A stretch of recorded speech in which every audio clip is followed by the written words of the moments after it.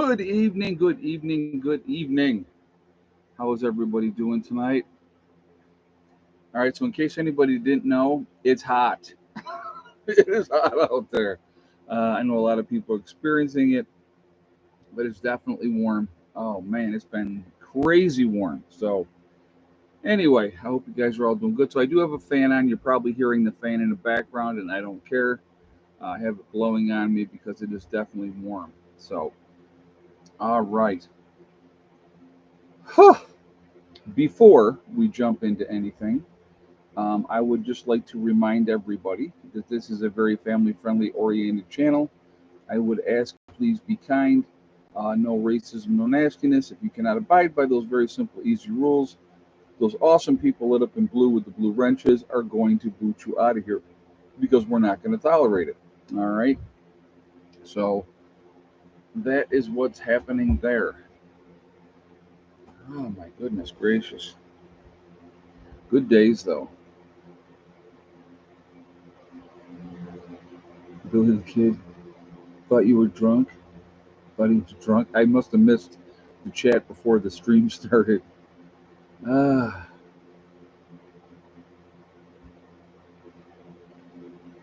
have a good time there, Okie Forge. Yeah, I see Donald Sutherland die. Hey, 88's a good run. 88 is a very, very good run. So, all right. I hope everybody is. Billy saying he's had a few beers. That's funny. Good day for it. I can tell you that. It's definitely a good day for it. Interesting stuff. I love the people watch. I got to tell you, watching people see how they react when out in public. It's very, very interesting. A lot of very weak people these days. A lot of very weak people. It's almost scary, to be honest with you. Almost scary. I find it fascinating, though.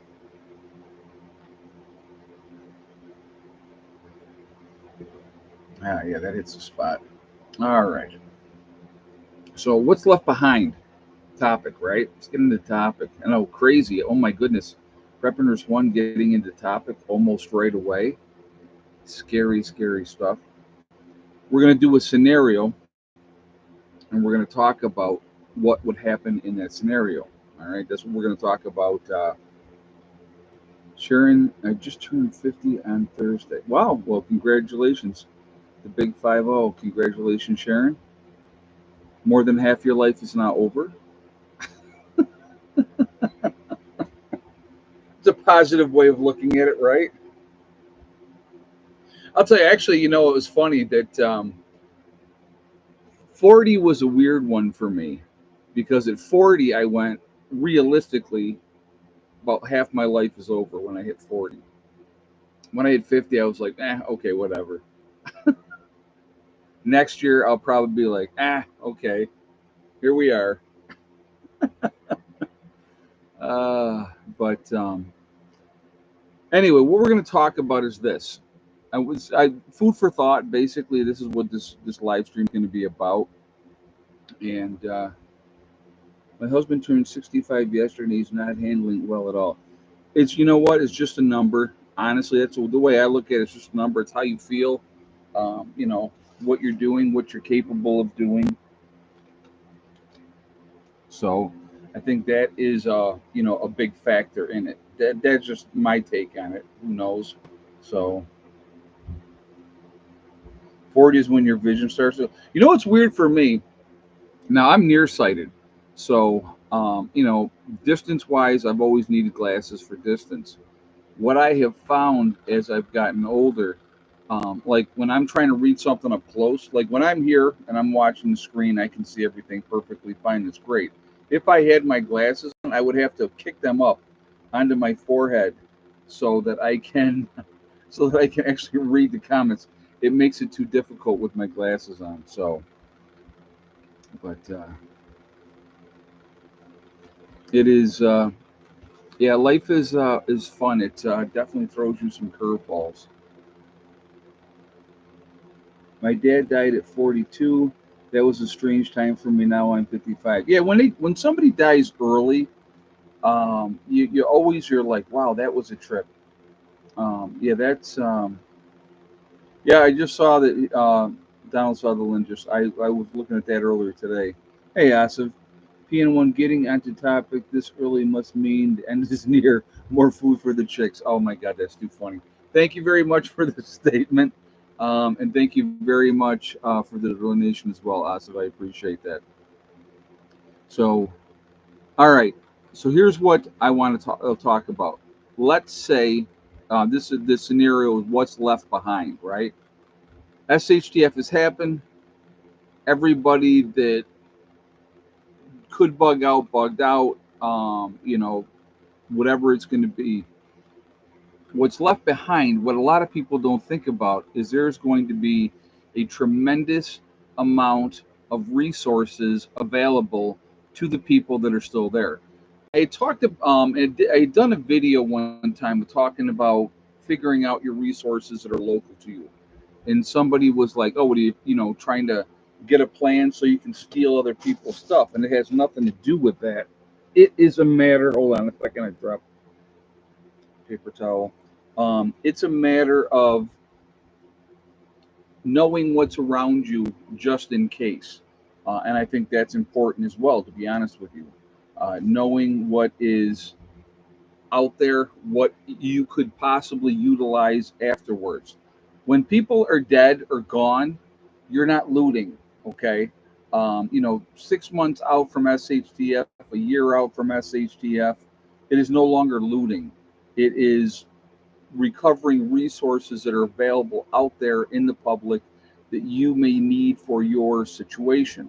So we're going to go over some things, like what are things that might be something that you would want after a year. So let's think about this, right? We're all, not all, but a lot of us have a little weight on us right now, okay?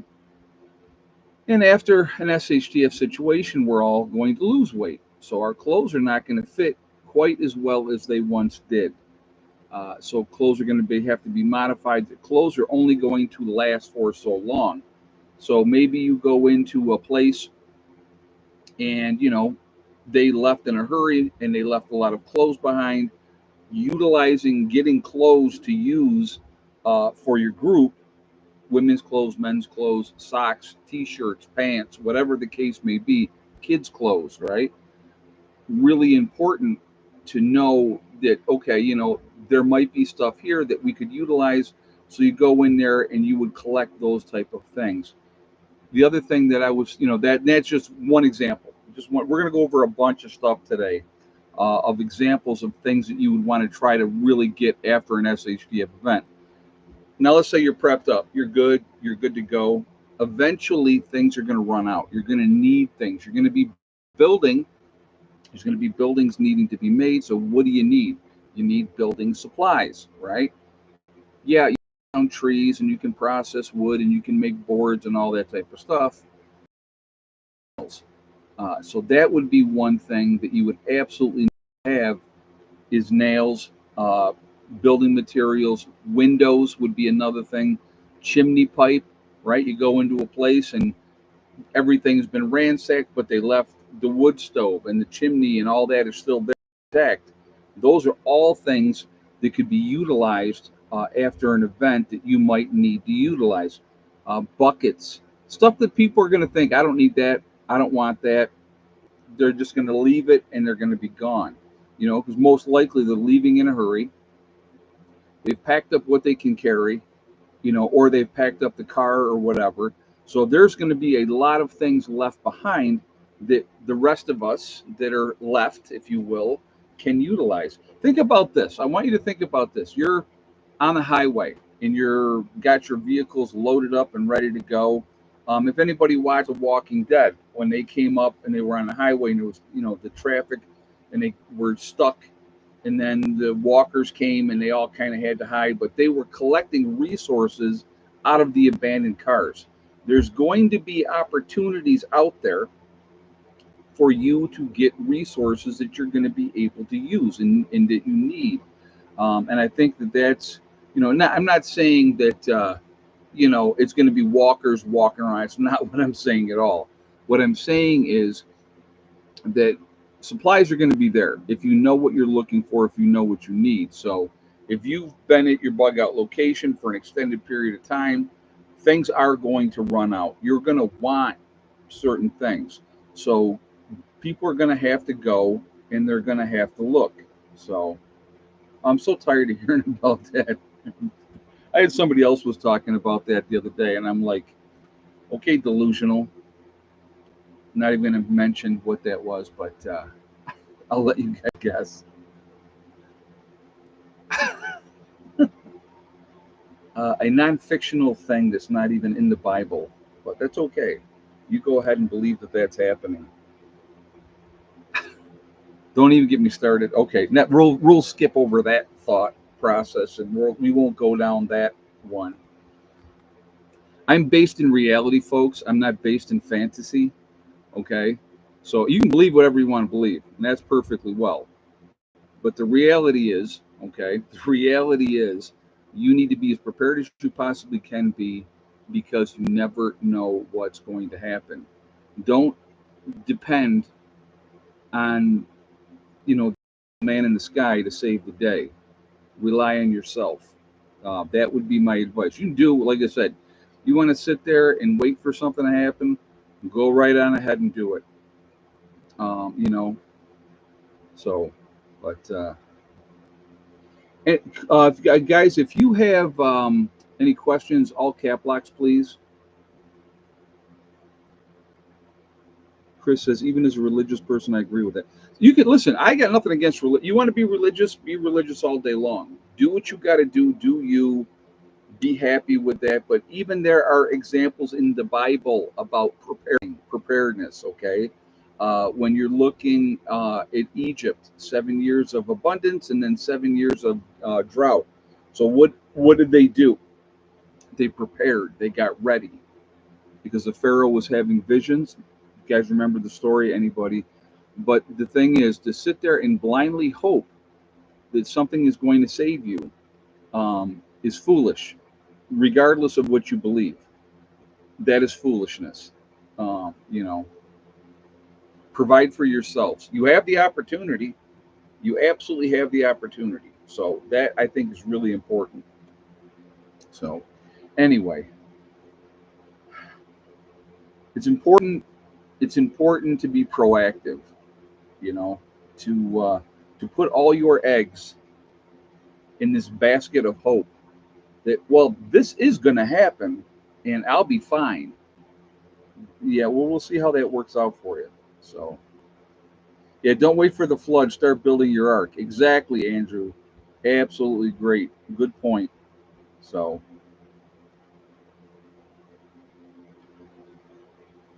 Tom Reed said, Ed, I think some people use religion as a crutch not to prepare. I think you're right, Tom. I agree with that statement. 100% I agree with that statement. So what are the new live stream days? YouTube doesn't always alert me. Well, DJ, what I'm going to try and do, I'm going to tell you, I'm going to try to still live stream on the Wednesday, Friday, and Sunday. I may not always be able to do it. Okay. If I am going to be doing it, it might be later in the evening. It might not be 8 o'clock. So that is that's what's happening there. I'm on a different schedule with what I'm working, so it just varies week to week. I have today off, so I was able to normally do a 8 o'clock live stream tonight. So, but you know, I should be able to do a live stream Sunday. No guarantees. If I'm going to do a live stream Sunday, it may not be till 9 o'clock. So just you'll have to kind of look and see. There is, like I said, there's no guarantee. But I will. So going back on that, and some, that he had said about people use religion as a reason not to prepare. I think a lot of people use excuses, right? Because that's what it comes down to, folks. Everybody's got an excuse of why they don't do anything. All right. I think, religious or not religious is irrelevant. Okay. The reality is this: we need to as we can be because we do not know what's happening. Ed, I want to join your channel. You want to be a hardcore prepper? You're talking about Billy the Kid for the private live stream? I think that's what you're talking about. I'm not 100% sure. But anyway, again, like I said, if you don't prepare and you don't do nothing, yeah, Asa says for failure to prepare is preparing to fail, and that's exactly right.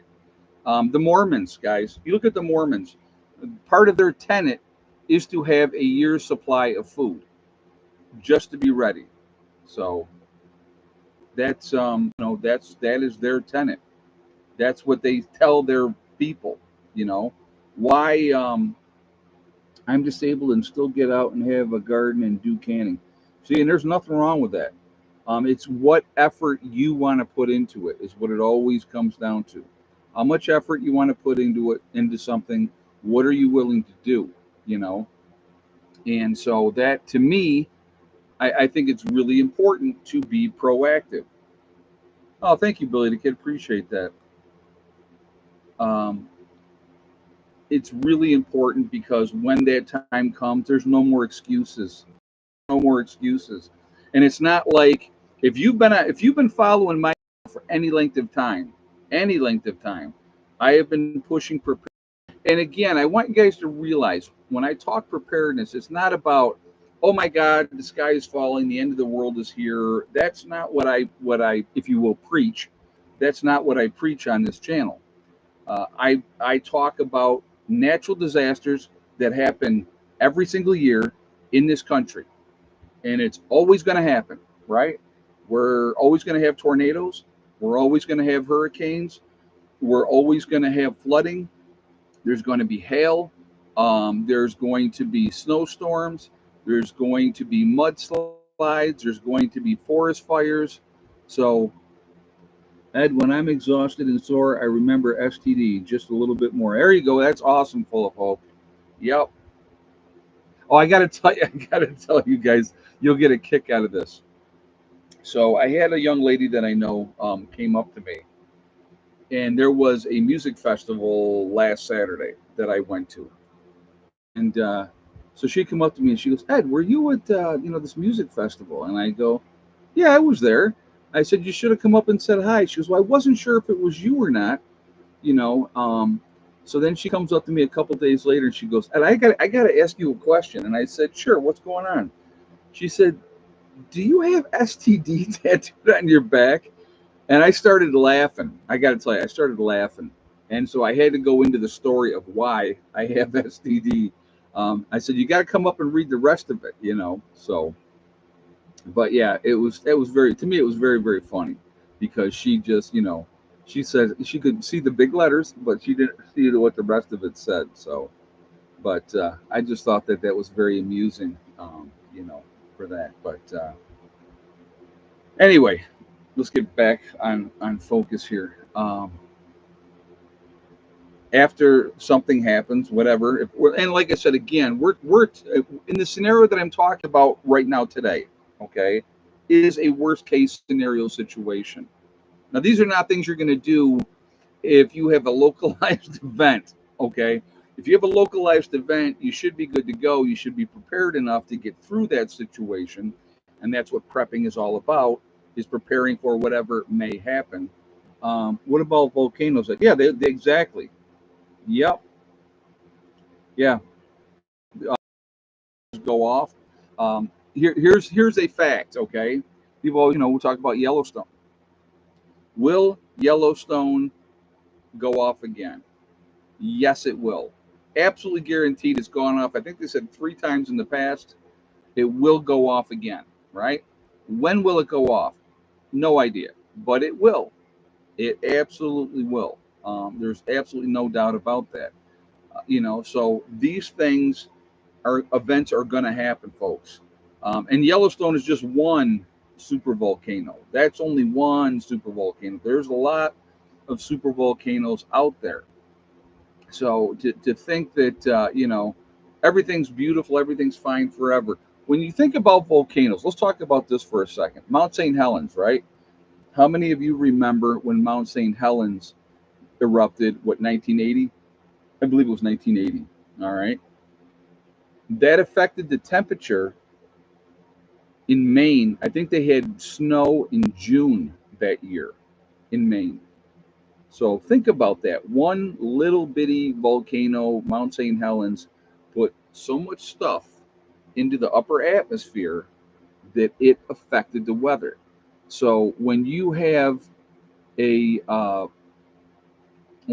super volcano go off, that's going to be huge. That's going to put so much stuff into the upper atmosphere that it could cause what they call a volcanic winter, which means it blocks out the sun because so much stuff is up in the atmosphere that it causes the planet to cool. Think every volcano that goes off is going to have that effect. How many volcanoes do you hear going off all the time, right? Do you think St. Helens will erupt again? Most likely, but who knows when? Wouldn't you know? I mean, it is an active volcano, and I think that's the other thing people don't think about. Well, if I don't pay attention to it, I don't have to worry about it. I don't have to think about it. But these things are real, you know. Besides the fact, right? Besides the fact that we have governments around the world, including our own, that absolutely love war, that will do anything that they can to keep people jammed up fighting against amongst each other because it keeps them in power, it keeps the rich getting richer, and the young men and women who die are everyday people. And it is sad. It is absolutely sad. But and that doesn't stop. It doesn't stop. They're the bad guys. We're the good guys. Every side feels the same way. So let's. I want you to think about something. We're going to talk. Give you an example of something. Mount St. Helen is doing its 5-minute warm up currently before another encore performance. Yeah, I knew that it had gotten more active again, Asif. I had read about that. So again, it's a matter of time before it erupts again. And thank you again for the donation. I appreciate that. I'm going to give you an example of something. We're going to use religion again, just because. Why not, right? World War II. You got the good old America, right? You got the good Germany over there on the other side of the pond.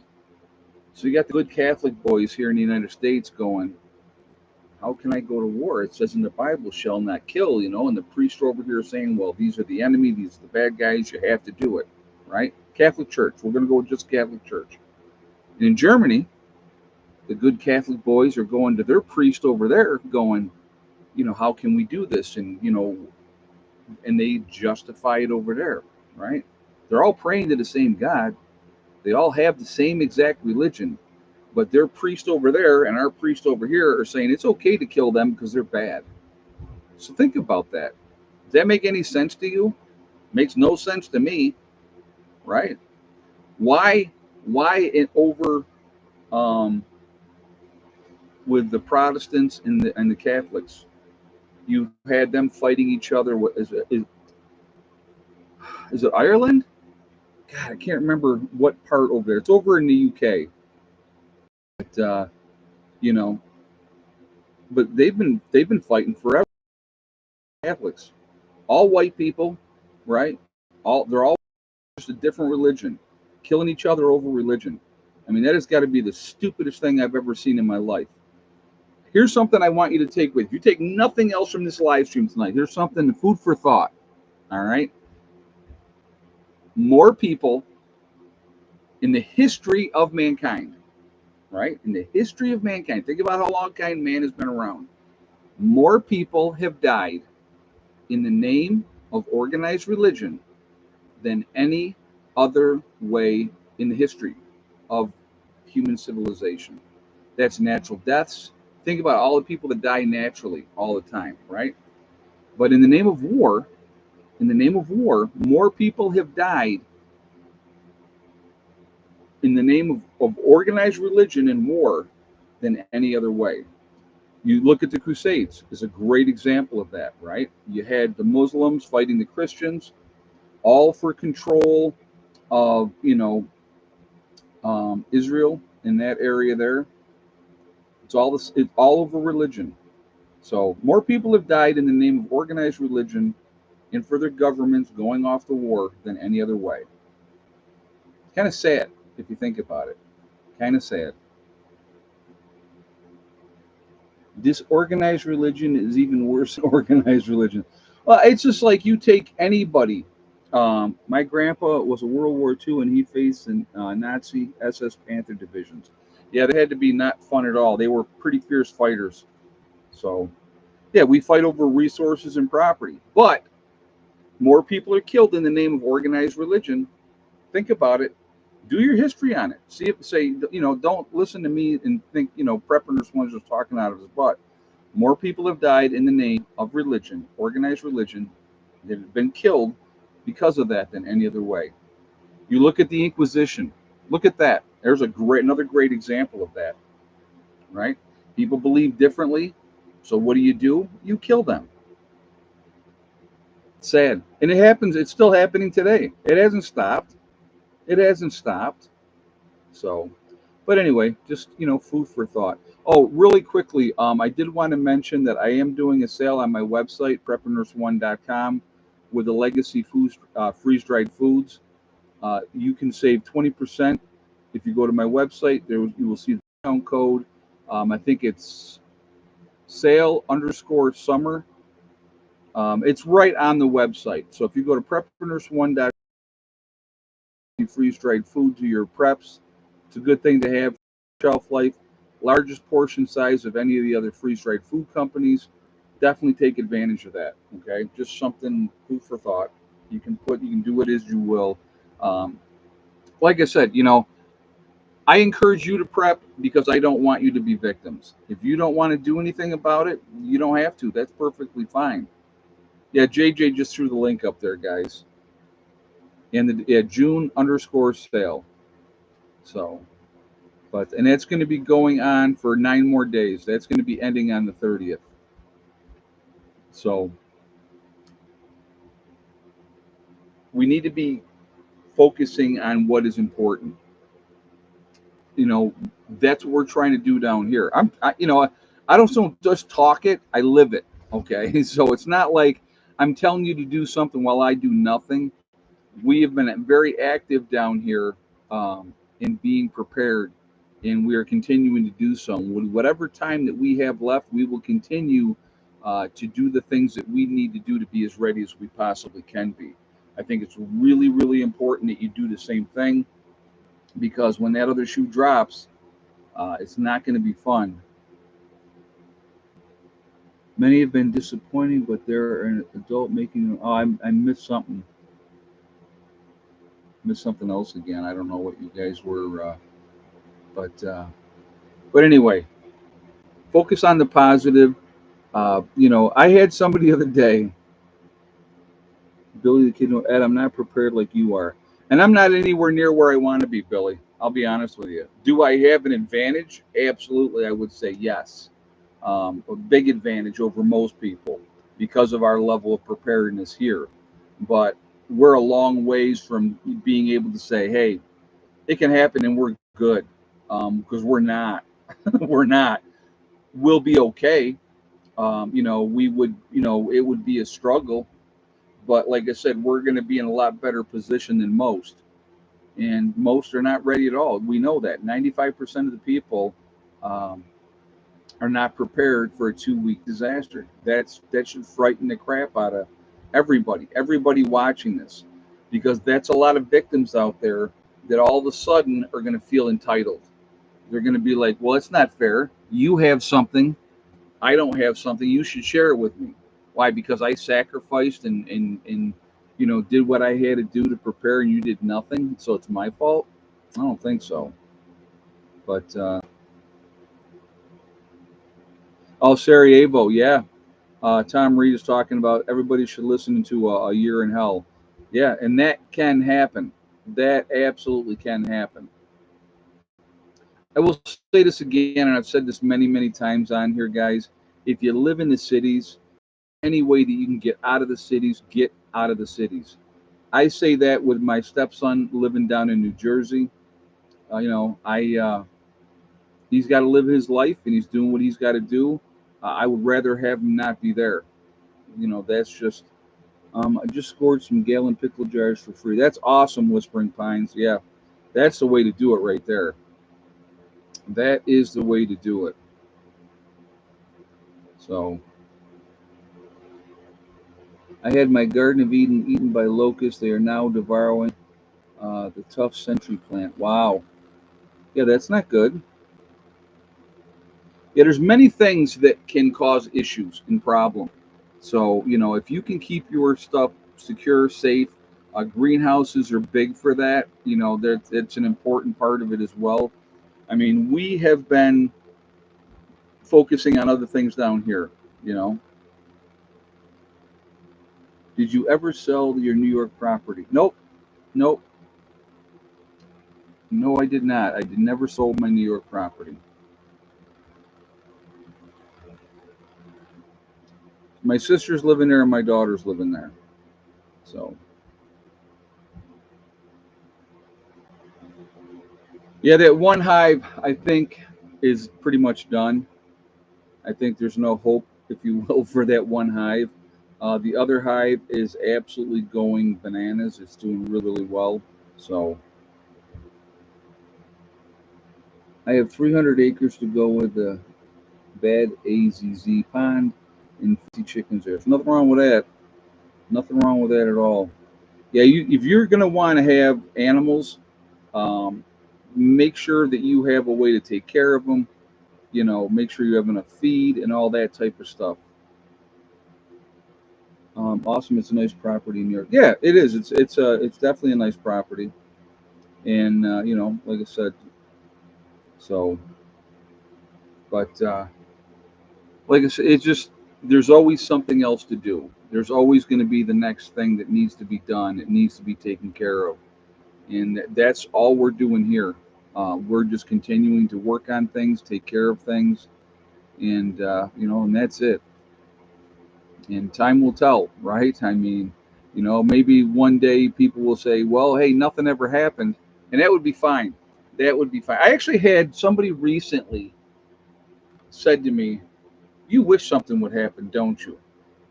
And it's kind of like it's a loaded question, because it's not that I wish something would happen. I really do believe something will happen. I absolutely think we're you know running out of time. That's just my assessment of the situation. You have to understand a couple of things. When I look at things, I'm not just going, oh, the sky is falling again. I don't look at that. I look at everything overall, and I look at what we're doing is not sustainable. We do not have the money to continue to do what we're doing in this country. When you have between 5 and 10,000 illegal immigrants per day coming into the country, and you and me, with our tax dollars, are clothing them, feeding them, giving them shelter, and we're ignoring the people that we have in the country, that's an issue. It's not sustainable. It can't continue to happen. So, how much gold and silver should people own? Do you watch what happened to Venezuela? I did watch what happened to Venezuela. Again, I've said to you guys a ton of times, I don't do gold. I think gold is a waste of money and time. That's my opinion. All right, you want to get gold all you want, but you better have all your other ducks in a row before you start stacking gold, because you can't eat gold. There's a key right there. Just so you know, you cannot eat gold. And if I have supplies and you have gold, guess what? Guess what's worth more in a true SHTF situation? Asa says we are adding $1 trillion to the debt every 100 days. When our debt equals 200% to GDP, we are screwed. Yeah, and again, that all of that. Thank you very much for that, Asif. I do appreciate that. Thank you for the donation as well. Um, I've talked about the debt, and it's fictional. It don't mean anything. And that's, again, that's my opinion, strictly my opinion. And what do I know? But it's just all on paper. It's all fictional. If they wanted the debt to go away, they'd print $34 trillion and pay it off. They don't need our tax dollars. Why do they continue to tax us, right? I want you to think. Let's think about this for a second. Why are we taxed on money? We're taxed on the money we earn. So we earn the money, they tax us on that. Then you go to the gas station with the money that you've already been taxed on, and you buy gas, and you're taxed again. Then you go to the grocery store and you buy whatever you're buying at the grocery store, we're taxed again. You go and get any kind of goods, any kind of building materials, clothing, whatever you're going to get, household goods, you're taxed on that. When you're on the highway, for the privilege of driving on I-90 in New York State, you're going to be taxed on that so that you can drive that. They're going to charge you for that. To have the privilege of driving your vehicle, they're charging you a tax on that. When you buy your property, your dream home, it's yours, you're so happy that you have it, you got to pay taxes on it every single year. And if you don't pay taxes for 2 or 3 years, then they're going to take it away from you. So every time you're turning around, they're hitting you with a tax, or they're upping the assessment of your property, saying your property is now worth much money. When you go to try to sell it, you're never going to get that much money. So that's another way that they get you. So it's just it just never ends. It never ends. Every time you turn around, we went to war with Great Britain over a 3-cent tax increase on tea. A 3-cent tax on tea. That's what we went to work for. But look what they do to us now, and we just take it. They don't need our money. They don't need our money at all. It's all a manipulation. It's a game. It's about control. If they can keep you in debt, right? So the more you're in debt, and as long as you're paying on that debt, you got a good tax or credit score. So you got a great credit score. So then when you go and you get a loan to get a car or a house or whatever, your interest rate's going to be lower. But if you don't have a lot of debt, right, because you don't have all that, you're punished for that. So your credit score is going to be lower. Folks, it is such a huge uh, circular game that is played. So you're always going to be punished, no matter what. And they want you to be a slave to your house, to your car, to whatever. So you have to go to work so that you can keep paying bills, right? We all get our bills every month. Your phone bill, your cell phone bill, your water bill, your gas and electric bill, and then they enact laws with the government to restrict you. Like looking in Florida, Florida's a great example of that. You would think everybody in Florida would have independent solar. You would think they get so much sun. Why wouldn't they, right? You go, my God, it's a perfect state, but they have laws on the books that you can't. You can't have independent solar in Florida because big business, right? The electrical companies want that control. And then when you get your bills, I can remember the one used to drive me crazy, folks. When I used to get a gas and electric bill, which I have not had one in over 10 years, okay?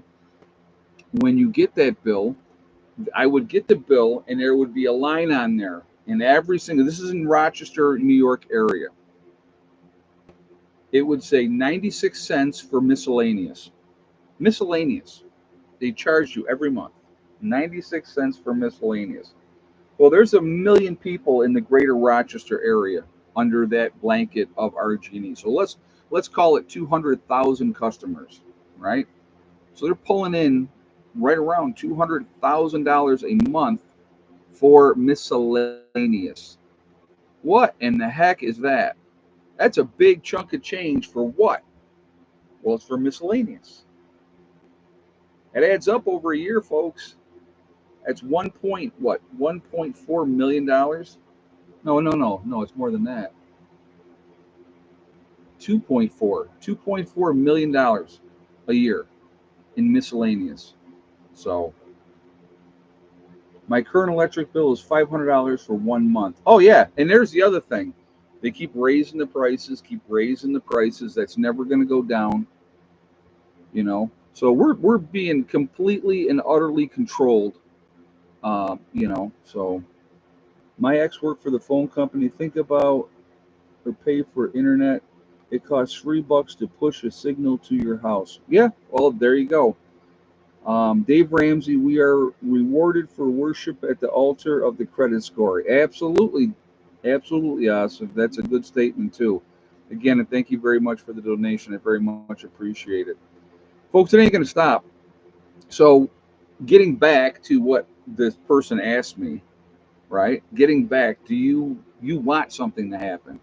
In a way, absolutely, yes, I do. I'm going to be 100% honest with you. It has to change. It has to change.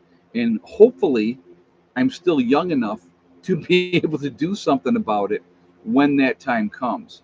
I know what it's going to be like. I have a really good idea what it's going to be like, and it's going to be awful. It's going to be awful for everyone. Prepared or not, it's going to be awful for everyone. But something has to change. Something has to change. We can't keep doing what we're doing right now and have it be sustainable. It's just not. I mean, you look at all the people. I want you to think about this. So you had the whole pandemic thing, and we're not even discussed that, but you had a lot of people that could not pay their mortgages, right? Couldn't do this and that. There are, and you're not hearing about it in the news, not very much anyway. If you are, it's very little. The number of people that are being foreclosed on, it's astronomical, folks. Where are they going? Where are all those people going? They can't go get an apartment. So think about it. So they get foreclosed on because they didn't pay their mortgage, right? So they get kicked out of their house. It's not like they can go to an apartment building and say, "Hey, yeah, we want." They're going to do a back thing. Well, where were you? Where have you been? Blah blah blah blah blah. Oh, we just got kicked out of our house because we didn't pay our mortgage. Well, if you didn't pay your mortgage, what makes you think you're going to pay the rent? Okay, so it's just it's a vicious circle that goes around, and we're in it, and we have to make a decision. What are we going to do about it? Are we going to continue to let it go on or not? So. Uh, Missing the weather in Southern California, but way too expensive and crowded now. I don't blame you. Yeah, the weather out there is great. It's just it's so like you said, it's so expensive to live out there. How the hell do people use so much electricity to have a 500 electric bill? I'm going to give you Mountain Man. I'll give you an example. This happened when I was in New York. Okay, now our normal bill in the wintertime, because of you're on the system, right? You're using the gas and electric from the system, and then this was just before we ended up getting the wood stove or the insert in the fireplace to use that more. I'll tell you what I did, trying to be proactive to keep my bills down. So that particular winter, January came, and everybody got these astronomical bills. I think ours was, which was normally like a month, was over 600, like was 690 or some crazy number like that. Other people had much higher bills. So everybody across the board got these bills that were just outrageous that particular January. And they were like, well, and RG&E, Rochester Gas and Electric, came up with, oh, well, this is, because of X, Y, and Z, we can help, have you pay it out over time. Nobody got out of it. Nobody got out of it. They had to pay, okay? Because if you didn't pay, they shut you off. So they can do stuff like that, and there's nothing you can do about it. Nothing. So what we did, we went and had foam insulation blown into the attic. And I think that at the time when I had that done, and this is going back, oh my God, let's see, 16, 17 years ago, maybe a little bit, or in that range. It was like $1,200 or $1,500 to have them come out, blow the insulation into it. Well, it might have been more. It might have been like 2,400 or what. I don't know. I don't remember exactly what the cost was. It wasn't cheap though. And they blew in the insulation, I mean, 18 inches deep in the attic, where they actually put the foam board up around the opening, like literally that much higher, and they filled the entire attic with this insulation. Now the attic wasn't being used for nothing other than that anyway. Nobody went up there or did anything. So that alone made a huge difference. Our bills in the summertime were lower because it was, it kept the house cooler, and in the wintertime it kept the house warmer. So it made a big difference that way. Then the next thing we did is we got the insert into the fireplace to make the wood stove more efficient. So then I would go up to the property that I had in a town called Avoca, the first property that I owned. I'd cut down trees, I'd buck them up, split them there, stack them in the back of my Santa Fe, and drive back home. And I would do that over and over and over again, because we were getting ready for the next winter, and we would stack all that wood in the garage. And once we got to a certain point in the garage, we stacked it behind the house. So we always had wood. We were good to go. But that made a huge difference as well in our bills in the winter. They were very inexpensive because we could keep the heat. We could set the thermostat at 55 degrees, and then we'd have the wood stove going, and in the family area where we all hung out, it'd be 75, 80 degrees because of the wood stove. And then when you went up to bed, it was nice and comfortable to sleep because it was cool. So there's ways to help yourselves to try to get those bills down, but of course that's going to cost you more money. you know it's just, like I said, it's a tough situation. It's hard to get everything as squared away as you want it to get it to be. You just got to do what you can. It's all about choices that we're making. But I will tell you this: in the last 10 years that I've been living off grid, I've been doing it for 10 years now. Not one year has the electric bills gone down. They've only gone up. So whatever money I invested, put out of pocket to start with, like my solar system in New York, my solar system down here, okay, it pays for itself every single month, folks, because I don't get that bill, and they don't own me. See, there's the biggest thing. They don't own me. They can't tell me, well, if you don't pay, um, when SHTF, what then? Well, then we deal with what we got to deal with. We take advantage of our situation, try to be as productive as we can be, do what we got to do, and protect what we have. So, but oh yeah, we'll do the egg count. And guys, I'm only going to do this to 9 o'clock. So at 9 o'clock, I'm going to end the stream. So I'm not going to do the shout outs or the other stuff in the last, like I've been doing in the last 20 minutes. I'm just going to go to 9 o'clock. So let's go ahead and do the egg count. So again, remember, we have 7 chickens now. We have 4 that lay brown eggs. We have Betty White that lays a white egg. We have an Easter egg that lays a green egg. And then we have a cream colored egg. So go ahead and give me your guesses, and we will go from there.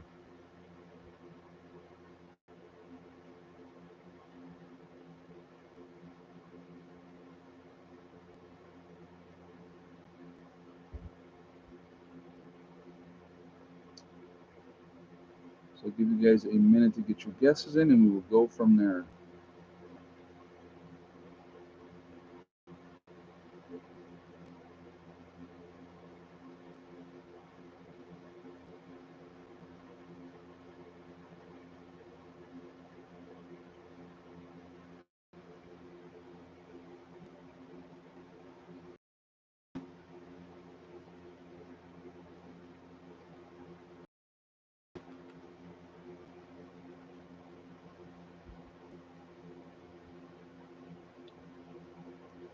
Give you just another minute to get your guesses in.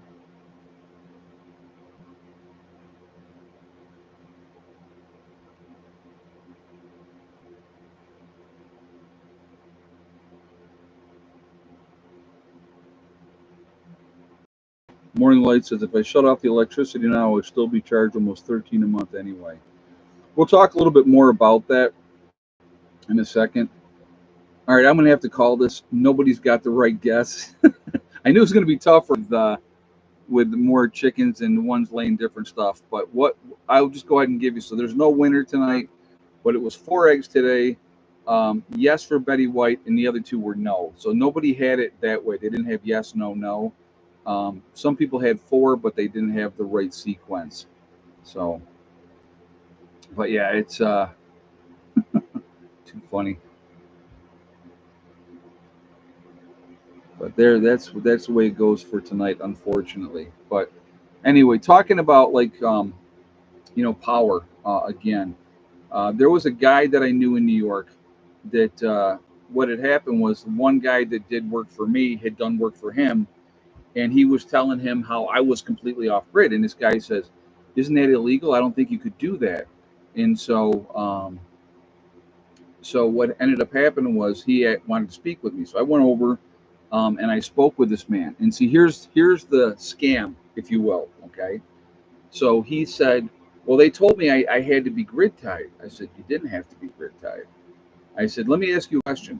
I said, still get a bill every month, don't you?" Now, what they do in New York, he had 56 250-watt. In a way that they do it, any excess power that your solar system creates, RG&E or whatever it is, they have to buy it back from you. And they give you a check once a year. Okay. So, but in the meantime, what ends up happening with him, every month he gets a bill, the line charge, right? Whatever taxes they're charging. So he was getting a bill every month for about $46. And with being grid tied, there's stipulations with being grid tied. They don't want you to have a backup battery system. All right. They don't want you to have a backup battery system. So what they don't want you to do is have a transfer switch. So if you have a transfer switch and you have a backup system, if the grid goes down, right, there's a power outage, you could kick on your transfer system, get off the main grid, and just collect the power from your sun from the battery on the batteries and use your batteries as power. But what happens when you are grid tied, when the system goes down, you go down. You don't have power either because they don't want that power coming in and backfeeding the system when they're trying to fix everything that they're doing. And that is, that's just part of that. It's a game. It's manipulation. They still own you. Now, he did get his payback for. I think he said his system at the time when he did it. I think it was $70,000 for what he put into his system. That's with no batteries, no transfer switch, just being hooked up to the grid. He would get a check, I think, for about $6,800 once a year. But right off the top of that, he's got over $600 a year. Okay, $600 a year he's paying in taxes and line charges and all that crap anyway. And then so you would have to deduct that off of that. So basically, about 12 years to pay back what he invested. You know, but again, who's got 60, $70,000 sitting around to do that? A lot of these companies that are, they talk solar all the time, right? But they're always talking grid tied. They are not talking about independent systems. And he did not realize, because they didn't tell him the truth, okay? They didn't tell him the truth that you don't have to be grid tied. You can be independent. The only difference is you're not selling anything back. But he wouldn't have needed to put out that much money into a system. I mean, he could have put in extra batteries and stuff like that and could have been completely independent, never have to rely on the system for his power ever again. It's all part of that game, folks. It's all part of that game. And, to me, I like being independent as much as I possibly can be, right? So, like the lights on that you see here, that's all part of the PN1 Power Company, you know? They don't own me. They can't shut me off. I'm not hooked up to anything. There's no power lines that come back here. So, yeah, the lithium ion batteries are a really good battery. So, again, it's all about choices. It always comes down to, when it comes to power, realistically, it's want and need. What do you want and what do you need? So, if I want to store more power, right, I would add more batteries, because usually by 11 o'clock in the morning, if it's sunny, if it's decent out, my batteries are topped off. So all it does the entire rest of the day is dump power. It just dumps it. So, if I want, and I would like to expand here down the road and have more batteries, have a bigger system, but that is strictly for winter. So then that way I don't have to run the backup generator in the wintertime, and that's what I do have to do, now, not every single day, but there's a lot of days that and if I have to run the generator to run it for, I don't know, 3, 4 hours, it depends, it just depends. If it's overcast and we're not getting any sunshine, it's totally. My power company will hook you up, but you have to buy every pole and need to get your place to get to your place at 1,500 a pole. Oh yeah, Delbert, yeah, they would do that here too, and it would cost you more money to run the lines that you have to pay for. Yeah, don't you love that? They'll run the lines, but you pay for it, and then they charge you even more. So yeah, no. Yes, Don. Everybody that's on the property that has a building on the property will be setting up their own independent solar systems, for their places. Even if it's on a small scale, because you figure right now, they don't need a tremendous amount. They don't. So it's a small amount that they need when they're here for a weekend. And if they want to have the extras, then they'll put in a bigger or better system. It's all about tweaking, figuring out what works for you, what doesn't work for you, that type of stuff.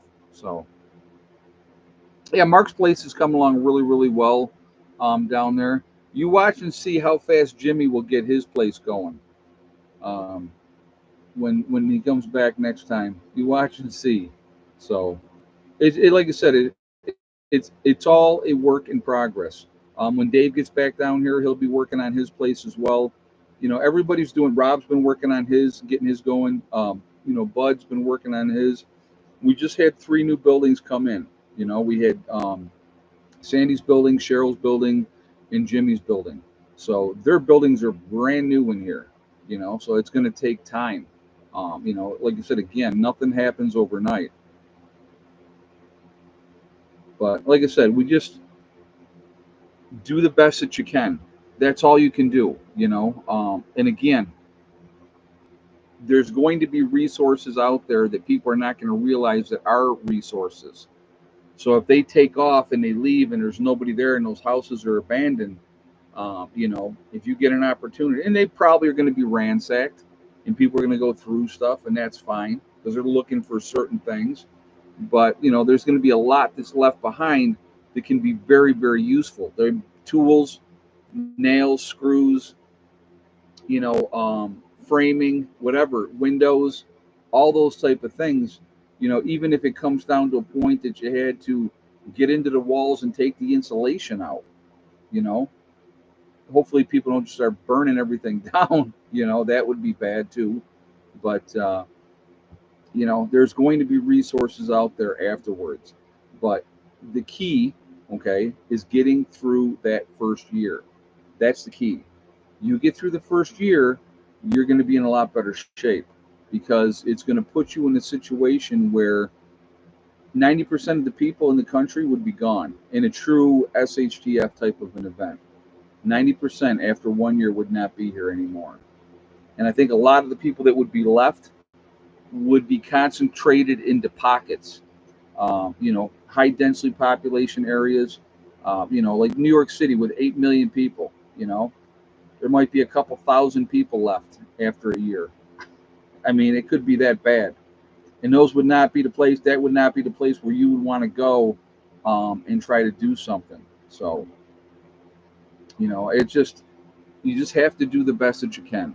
Um, and that's all any of us want.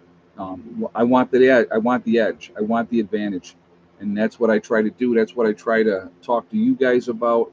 I want you to be okay. I want you to get through this, and it's coming. If you want it to come or not, it's coming. So it's up to you. It is always up to you.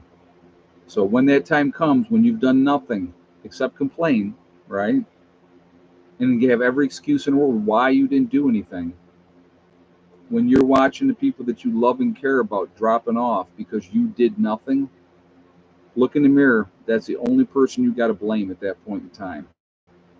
And that's just being harsh, but that's just the way it is. So anyway, folks, I am going to jump off.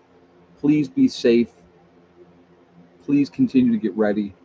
We never know what's going to happen, so it's a matter of time. It's a matter of time. So keep doing what you can. You know, better than doing nothing. Something is better than nothing.